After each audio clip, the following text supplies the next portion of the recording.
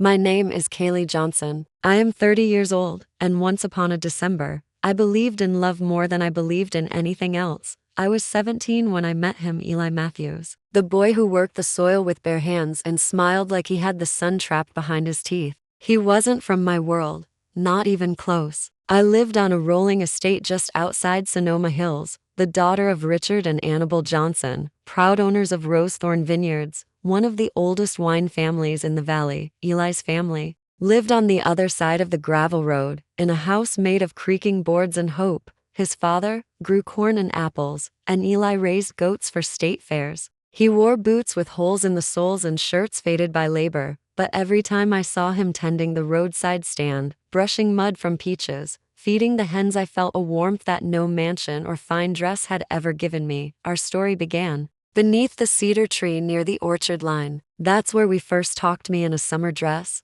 him wiping sweat from his brow. We laughed about the way his goat kept stealing tomatoes. He offered me one, and I bit into it without fear. He said I looked like I belonged in the dirt, and strangely, I took that as a compliment. For the next 3 years, we met in secret. I skipped luncheons and cotillions just to spend a few stolen hours in his world. He taught me how to drive a tractor, how to read cloud patterns for rain, and how to tell a ripe fig by touch. I taught him how to dance badly under moonlight, but as we grew older, so did the weight of our differences. My father thought I was going to marry someone from the Willingford estate, a young man who'd studied in France and came with his own title. My mother warned me, girls like you don't end up with boys who chase pigs, but I didn't listen, until the week before Christmas, when Eli showed up outside our estate gate holding a single wildflower bouquet. I've been saving, he said. Not enough to buy a ring yet, but enough to lease some land and start a vineyard of our own. We could do this, Kaylee, together. And I told him no. I told him he was dreaming too small, that I couldn't walk away from everything, that I didn't want a life of chasing goats and patching roofs. But the truth? I was scared, not of him but of the world that whispered I was too good for him. And part of me started to believe it. So I walked away from the only boy who ever looked at me like I was more than a name on a bottle. Christmas came. My family threw a lavish gala. I wore a red velvet gown and smiled like nothing hurt, but inside, I was empty. And outside, on the far side of the hill, a boy stood alone in the snow, with wildflowers frozen in his hands. A year passed, then another. I tried to forget him. I really did. My parents arranged introductions, cocktail dinners, business mixers, vineyard owners' luncheons. I smiled at young men with sharp suits and clean nails. I danced with men who spoke fluent French and poured wine like it was poetry, but none of them smelled like rain-soaked soil. None of them asked me what kind of sky I liked best. None of them looked at me like Eli used to. Still, I buried him. With every passing season, I helped expand Rosethorn's seasonal line. My mother handed me catalogs to select labels and fonts. My father trusted me with investor meetings. One day, he'd say, "All this will have your name on it." But my heart never belonged in cellars lined with marble or guest rooms filled with embroidered robes. One spring, I was visiting a supplier on the outskirts of town, one of the newer artisan co-ops that had just opened up, and I saw a bottle on the display shelf that stopped me cold. A wine label, hand-inked, stamped in copper foil, Red Cedar Reserve by E. Matthews. I stared at it so long, the owner came over and said, "That one's selling fast. You can't find his Ross anywhere." That Eli Matthews? He's got the whole region talking. I blinked, stepped back, and felt the floor tilt beneath me. He had done it. He had built it alone, from nothing. By autumn, Red Cedar had become a name that wine brokers and sommeliers began whispering with awe. Eli didn't open a grand tasting room, didn't host events. His wines spoke louder than velvet couches and chandelier lighting ever could. They told a story in every pore of resilience, of purity, of earth and love. My father scoffed when he first heard the name. Some farm boy? That'll fizzle by winter. But it didn't. It grew. And Rosethorn began to shrink. Sales dipped. Reviews cooled. Our vintages were called predictable, over-designed, soulless. The same donors who toasted us at Christmas now favored the small labels, the independent blends with roots and labor, not luxury. I watched my father's jaw tighten with every report, watched my mother deflect at dinner parties, watched the empire I was born to inherit start to rot from the inside, and I couldn't stop thinking of that boy in the snow, One morning near Christmas, I drove to a farmer's market in the neighboring county. No press, no guards. I saw Eli behind a table, now older, broader, wearing a simple flannel shirt and jeans with a smile that hadn't changed a bit. He looked right at me and said nothing. I picked up a bottle labeled First Frost and handed him cash. His fingers brushed mine and still dashed nothing. No bitterness, no hate, just distance. Like I was now the one outside the orchard fence. I walked away with tears in my throat because I knew I had left something rare for something hollow, and now I had to watch the boy I called too small become the man everyone else called visionary. Christmas was coming again, but this time, it would come with a reckoning. The Christmas gala at Rosethorn had once been the talk of the county. Invitations gilded in gold leaf, a ballroom glowing with candelabras, classical quartets and champagne pyramids. But this year, only half the tables were filled. Several wine vendors declined to participate. Scheduling conflicts, they claimed, though we knew better. Our vineyard had lost its magic and its pull. The whispers were louder now. Red Cedar Reserve is redefining the valley. Eli Matthews? The man turns dirt into gold. I heard his name at every turn. It didn't sting anymore. It throbbed. My father grew restless. He brought in consultants to modernize the line. Suggested I marry a European importer to regain status. I laughed. For the first time in my life, I laughed in his face. Not because I was defiant, but because the truth had become painfully clear. We were sinking, and pride wouldn't keep us afloat. One afternoon, I found my mother alone in the library, reading an old photo album. She didn't look up when she said, "Did you ever love him?" I knew who she meant. I still do, I whispered. Her eyes filled, but she shut the album. Then do something useful with that. That night, I couldn't sleep. I kept seeing Eli's hands scarred, strong, planting things that no one else believed could grow. And I thought of what I'd sown: comfort, appearances, legacy, nothing real. The very next morning, I walked into my father's office, told him I wanted to step down from the Rosethorn board, that I didn't believe in what we were anymore, that he needed to sell. His face turned the color of overripe grapes. You'd walk away from your name? Your inheritance? I took a deep breath. I already did. Years ago, the night I let Eli go, he threw me out of the room, of the house, and maybe even of his will. I moved into a small cottage I rented on the edge of town. I traded silks for denim and heels for boots. I started helping at a community vineyard, learning how vines work from root to barrel, not just boardrooms and brochures. But I kept my name. I wanted Eli to know who I was when the time came, and the time came quickly. Rosethorn filed for strategic restructuring, a polite term for the inevitable. My father had mortgaged the land to expand into overseas bottling, but the loans came due faster than expected, and the bank refused an extension. Within 2 months, Rosethorn Vineyard was quietly listed for private acquisition. I waited. The announcement came just 1 week before Christmas. Rosethorn, my family's estate, the heart of my childhood, was now owned by Red Cedar Holdings. The buyer? Eli Matthews. The news made every headline in the valley. Red Cedar buys Rosethorn Vineyard in surprise winter acquisition. Farm boy turned mogul Eli Matthews expands wine empire with bold move. I read the articles in stunned silence. His face wasn't in any of the papers. He'd never posed for cameras, never granted interviews, but his presence was undeniable. The entire county buzzed with curiosity. What will he do with Rosethorn? Will he tear it down? Rename it? I didn't have to wonder for long. 4 days before Christmas, an envelope arrived at my door. Hand-delivered. No return address. My name written in careful cursive across the front. Kaylee Johnson. I opened it with shaking fingers. Inside was a folded parchment note and a small invitation card, cream and gold. The same kind we used to send out for Rosethorn's galas. But this one was different. You are cordially invited to a private holiday gathering at Rosethorn Estate, now under new care. Come see what has been replanted. No signature. Just a wax seal. A red cedar tree. My heart pounded. I sat down slowly, the letter trembling in my lap. He wanted me there. I didn't know if it was revenge, reconciliation, or something entirely new, but I knew I had to go. I wore something simple that night. A dark green wool dress, leather boots, no jewelry. My hair tied back like it had been the last time I stood across from Eli at that farmer's market table. The gates of Rosethorn looked the same, but everything inside shimmered with a different warmth. No orchestra, no wine critics, Just soft string lights, laughter from children playing tag on the lawn, and tables set with handmade centerpieces. Inside the main hall, I saw faces I hadn't seen in years: farmers, co-op workers, even a few of the orphans from the children's home who used to get turned away at Rosethorn's gates. They were guests now. Honored guests. At the far end of the room stood Eli. He was in a dark coat, his hair longer than I remembered, with a few flecks of gray near the temples. Time had chiseled him into something mythic, and still, somehow he looked at me like it had only been yesterday. I crossed the room slowly. He didn't move, didn't smile, just said, in a voice like distant thunder, "Didn't think you'd come."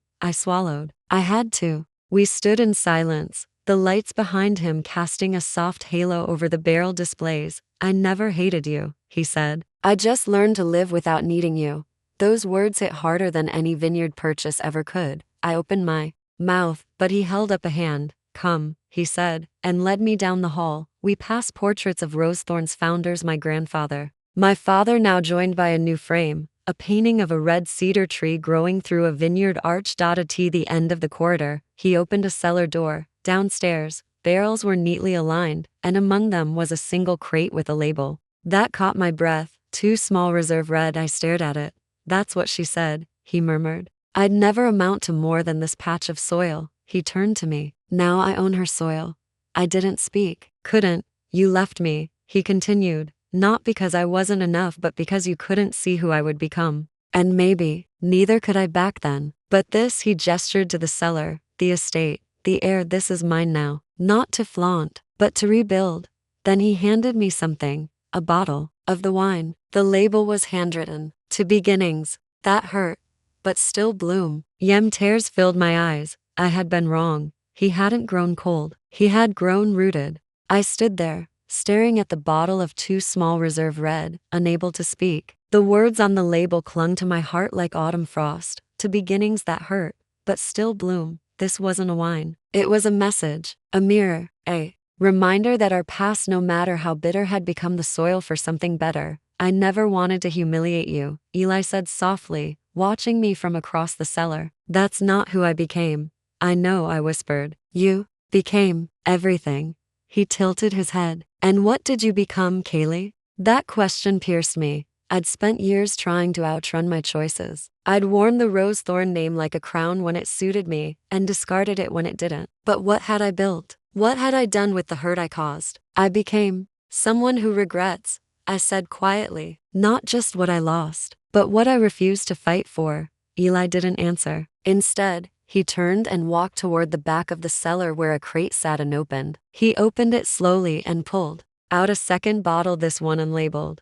"I saved this for you," he said. "It was from our very first batch at Red Cedar, the one I started after everything." He walked over and placed it gently in my hands. "There's only one like it," he added. I crushed the grapes with my own hands, bottled it with trembling fingers. I looked down at the deep burgundy liquid, swirling slowly behind the glass. "Why give this to me?" "Because some stories deserve to be remembered completely, even the part that hurts." I met his eyes. There was something behind them: strength, of course, but also softness. He hadn't shut himself off. He'd just closed the doors to people who didn't knock with honesty. I had come back to the Vineyard expecting anger, coldness, maybe revenge served with a cork, but this wasn't vengeance. This was grace wrapped in legacy. "I don't expect you to forgive me," I said. "I don't need to," he replied. I moved on. "But that doesn't mean the door is locked." He led me upstairs again, back into the golden light of the hall. The music was louder now. Someone had started dancing near the fireplace. Guests raised their glasses as Eli walked through. Not just employees but neighbors, old friends, even the new generation of Vineyard apprentices. He had rebuilt Rosethorn, not as a throne but as a table. Long, wide, with room for everyone. He didn't just buy the vineyard, he transformed it. We stood together near the balcony as the winter wind whispered through the trees beyond. "You could stay," he said, barely above a murmur. I looked at him, at the man who once handed me a bag of peaches, not knowing he was also handing me a future I was too blind to see. And for the first time in years, I didn't feel like I had to pretend. "I'd like that," I said. "But not because of guilt or history. Because this time, I see it." He nodded once slowly, and then he smiled. Not the smile of victory, but of peace. Eli walked away for a moment, joining a small group of vineyard workers and neighbors who had gathered to toast the night. I stayed behind, watching him blend so easily among them, not as a superior, but as one of their own. He had earned every inch of respect, not with arrogance, but with patience. I walked through the hall, seeing Rosethorn with new eyes. Gone were the velvet ropes and exclusive lounges. In their place were long wooden tables where strangers shared food, clinked glasses, and told stories with laughter that warmed the rafters. The vineyard, I remembered, had once felt like a museum. Cold, polished, untouchable. Now it felt like a home. In the corner, a small boy, maybe 7 years old, stared at the wine labels displayed behind glass. One red, rooted red cedar vintage. No one. Are those his wines? The boy asked me. I nodded. Yes, he made them. Cool, the boy said, his face lighting up. I want to make something one day. Something people remember. I smiled, and before I knew it, I crouched beside him and said, You already are.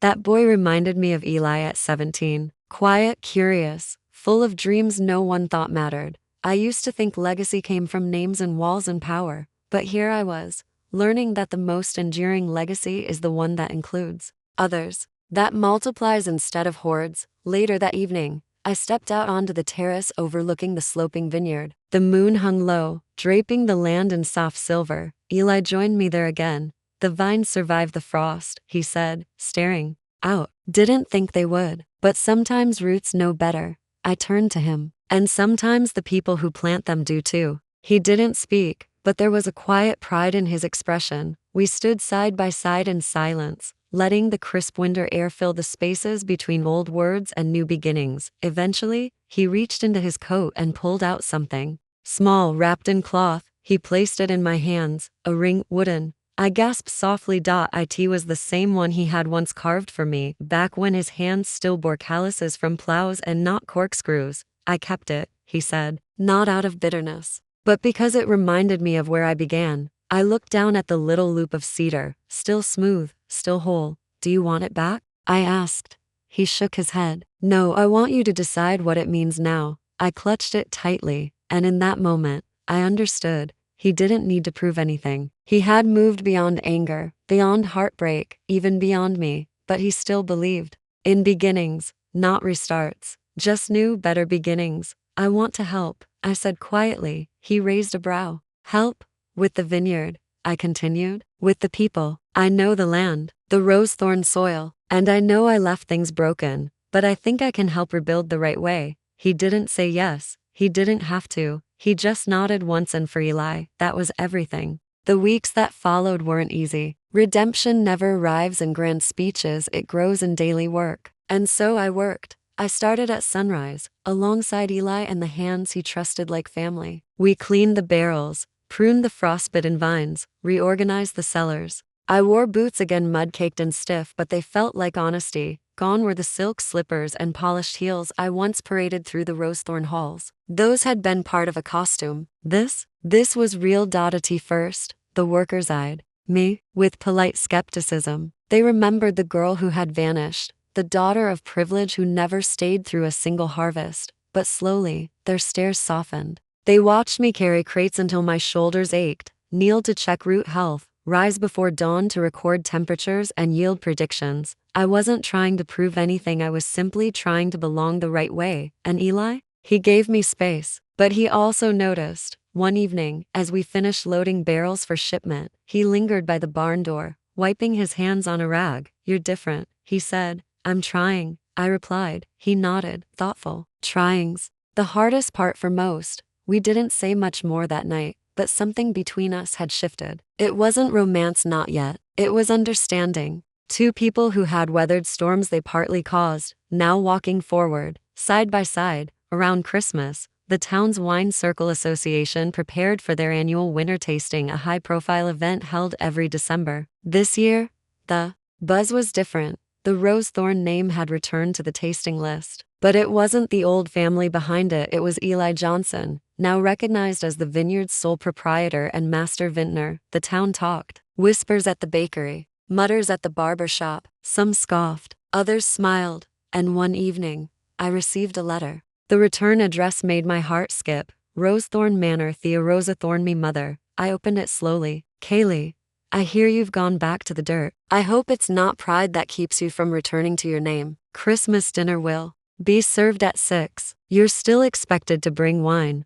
Mother, no warmth, no apology, just expectation dressed as civility. I showed the letter to Eli. He read it, handed it back, and said, bring her something unforgettable. We spent the next few days bottling a special batch, something that spoke of struggle, survival, and sweetness earned not given. We labeled it. 2 small winter cruci held the bottle in my hands and smiled. Not out of spite, but because I finally understood the power of names, what they could mean when you took back control. That Christmas Eve, I wore a simple wool dress and walked up to Rosethorn Manor's towering doors, a single bottle cradled in my arms. When the butler opened the door, he blinked twice before saying, Miss Kaylee, you've returned.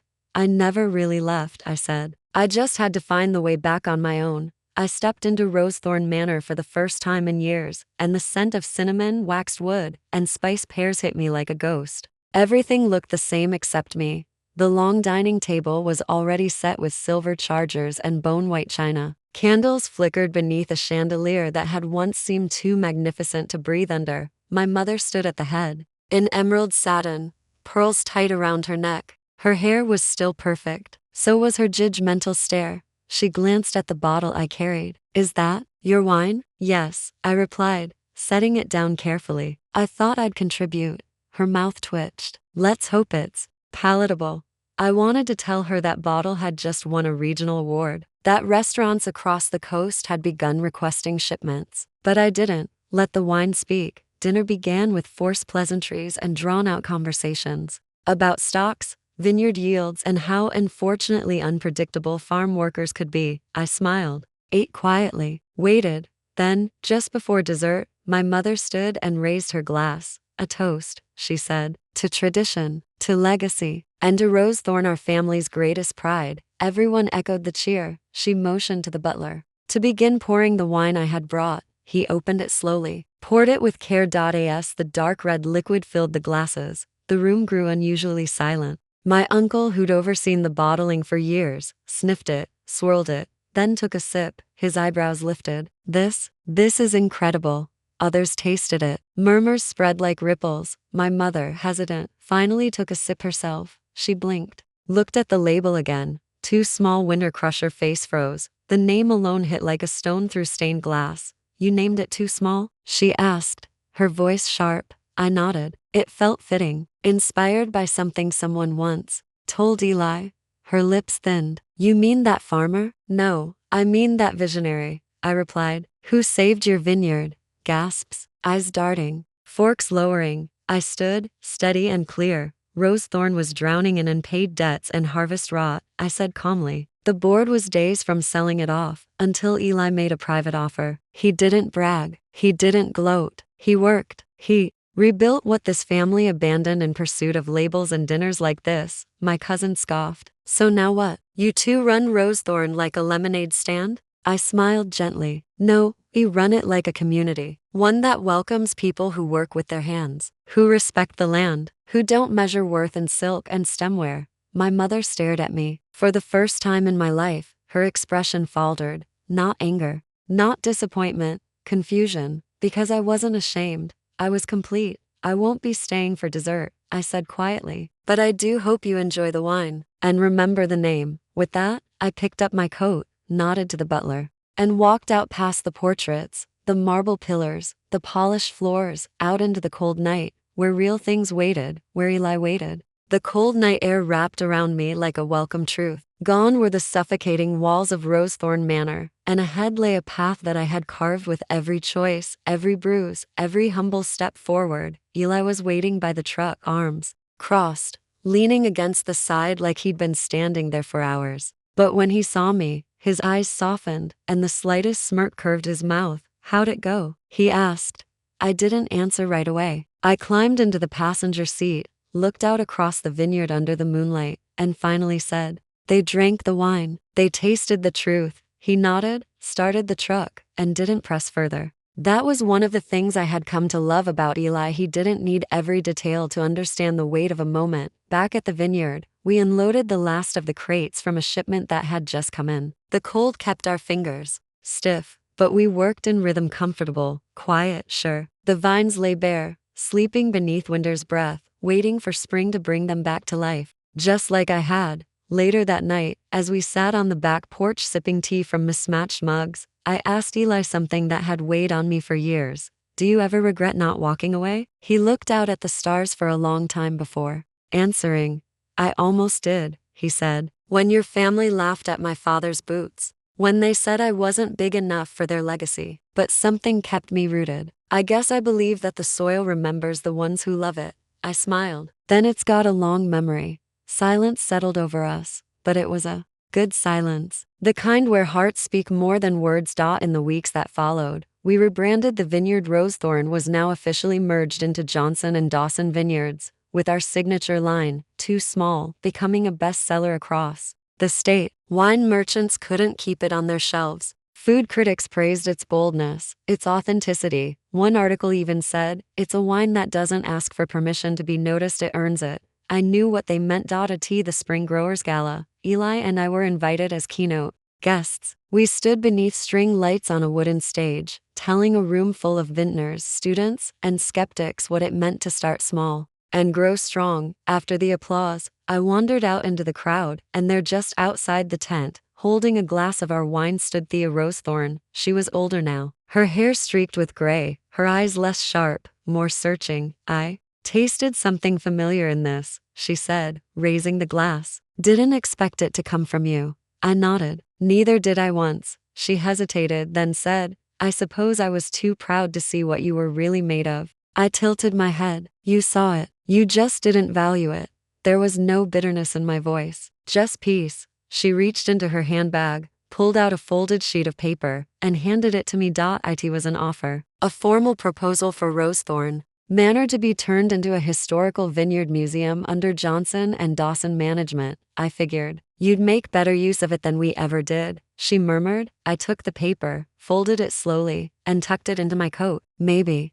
And then I walked away, no longer running from my past, but walking firmly into my future. Winter turned to spring, and the vineyard bloomed again, not just in vines and grapes, but in people, in purpose, in legacy. We accepted the Rosethorn Manor deed on one condition, that it never again host hollow dinners filled with false pride, but instead be transformed into a living museum and mentorship center for young farmers, winemakers, and tradespeople who came from nothing, just like Eli and me. We called it the Small Start Foundation. The first ribbon cutting happened exactly 1 year after I walked out of Rosethorn's dining room. The manor now wore vines like garlands. Where once there had been marble floors, there were now long wooden tables for apprentices to learn blending, bottling, and the art of honesty and flavor. I gave a short speech on opening day. Eli stood beside me, his arm lightly around my back, steady as ever. When I was 17, I told the small crowd of guests, donors, and students, someone told the man I loved that he was too small for my dreams, that he was just a farmer.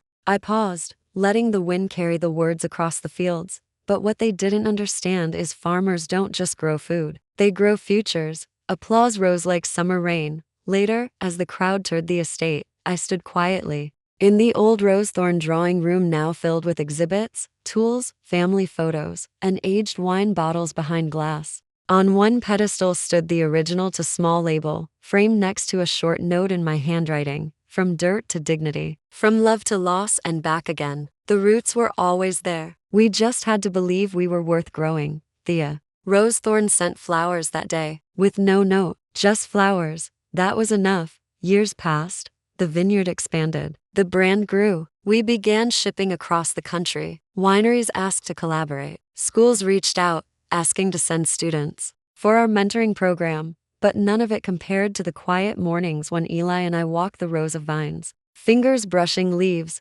boots damp with dew, hands always finding each other between the grape trellises. One Christmas morning, years after that awful winter, I woke up before dawn. I stepped out onto the porch, a cup of hot cider in hand, and looked out over the land we'd built together. Behind me, Eli stirred and mumbled sleepily, "You okay?" I turned, nodded, and whispered, "Never better." Because I wasn't just Kaylee Johnson from the Rosethorn scandal. I wasn't the girl With mud on her shoes in a world of diamonds, I was the woman who turned pain into prosperity, who chose humility over spite, who wrote her legacy not in wealth but in worth, and for every time they called Eli just a farmer, the world now tasted the truth aged, bottled, and beautifully bold. They had their vineyards, but we had our roots. Final reflections. What would you have done if you were in Kaylee's place? Would you have taken revenge or redemption? Does love become stronger when it survives humiliation and abandonment? Can hard work really rewrite your story even